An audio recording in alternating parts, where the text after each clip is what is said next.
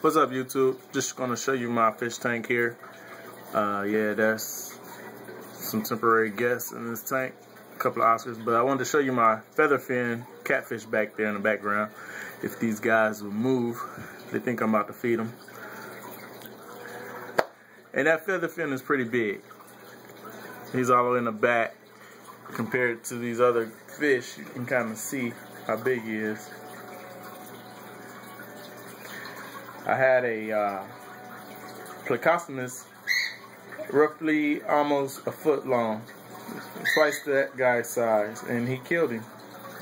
You know, I didn't even get any time to take him out of the tank. I got him the next morning. The pleco was gone. This guy just pretty much took him out. He would not let up. So they can get aggressive with plecos for some reason. There's some smaller plecos in the tank. He don't bother them. But I think it was just a territorial thing. Like, the pleco was pretty large. He just wanted to let them know, this is my tank. That's where he kind of hangs out in the back of those rocks. So most of the time, you won't even know he's in the tank. That's an OB peacock. They're really cool. They get a blue tone, and then they also have a red tone to go along with their black patterning. I love those, but he's so aggressive. He killed 2 fish already, so I gotta watch him. This is a Taiwan reef. It's a male, so it's gonna color up. That's how they look when they're juveniles. These are some frontosas. They're called red line frontosas. My opinion is that they're a hypofrontosa.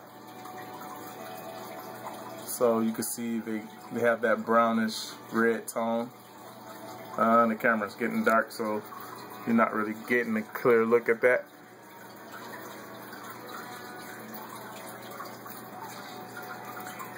I forgot the name of these guys. Their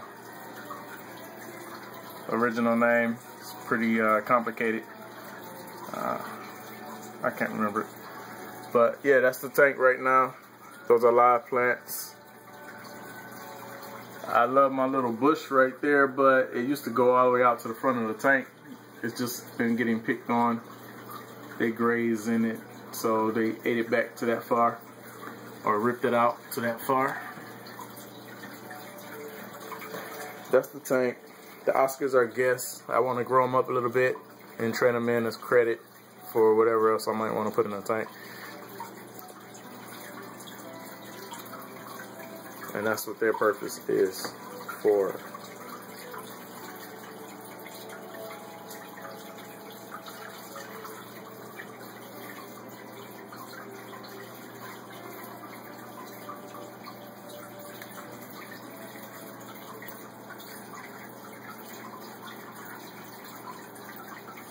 I still have my Daniel. I also have a cherry barb in there somewhere.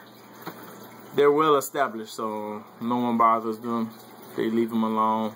The Oscars chase them around a little bit. Of course, we all know the Oscars will eat them if they can get a hold of them. But supposedly the Africans would too. However, they're part of the tank and no one messes with them. Plus, they know all the hiding spots and they're pretty fast.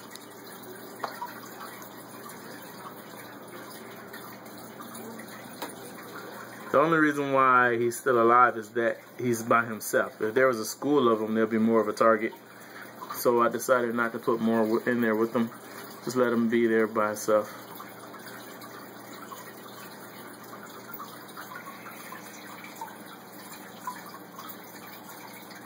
I think the tank is starting to look pretty good. Just to mention, I do have another tank, and I have a Venustus in there.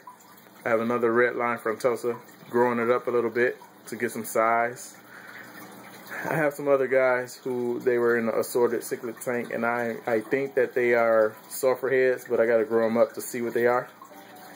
You can get a good deal if you are pretty good at picking out what the cichlids are as juveniles, because it's pretty hard to tell. You can end up with some pretty cool stuff. That's how I got my last ruby red from doing that. Turned out to be a ruby red. So That was pretty cool. Alright, that's it. Take care.